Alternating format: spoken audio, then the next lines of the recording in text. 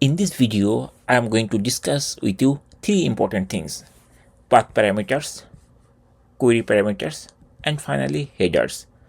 If you are using REST API to test any REST API, then you must have to understand this thing properly and clearly. Otherwise, it is difficult to build the query. Query means the request URL. So let's see how we can understand all of these three: path parameters, query parameters, and headers. First is path parameter. Path parameters are used to identify a specific resource. They are part of the endpoint URL, and it looks like this: resource and some parameter.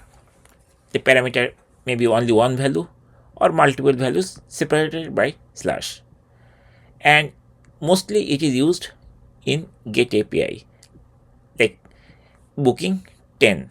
If I want to find the 10th booking details, we can get this request or create this request with a base URI and we'll find the data. So this is path parameter.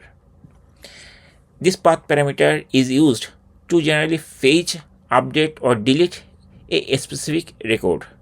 Now let's come to the query parameter. So query parameters are used as filters. So when you have many records, if you want to filter one value or multiple record, something like that, you need to use query parameter. And always query parameter starts with a question mark.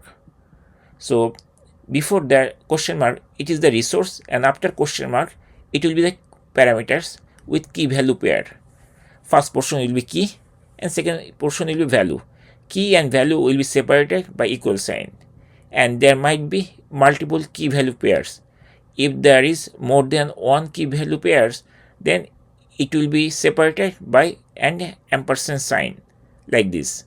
So this is one example, like slash booking question mark, that means it is a query parameter, and there is ampersand sign basically. So that means there is two query parameter. One is first name equal to Jim and last name equal to Brown. First name is the key and the value of first name is Jim, and last name is the key and the value of last name is Brown, and key value is separated by equal sign. And this query parameter is used for searching or filtering or sorting the data. Now let's come to the headers. So headers carry metadata information.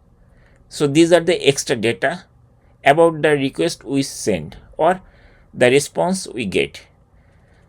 So they are not part of the URL. So we don't add this as URL. Rather, this traveled through HTTP header. Some of the header type and their value can be different, like content type. It defines the format of the request body, like application JSON or some other format. Then accept, this is also header, and it format you want in response. So it will format the data as you request. Then authorization, this one is widely used. So this finds out whether we are authorized to use the API call or not. Then user agent, this is also a header, and the purpose of this header is finding the information about the client app, and this is the example.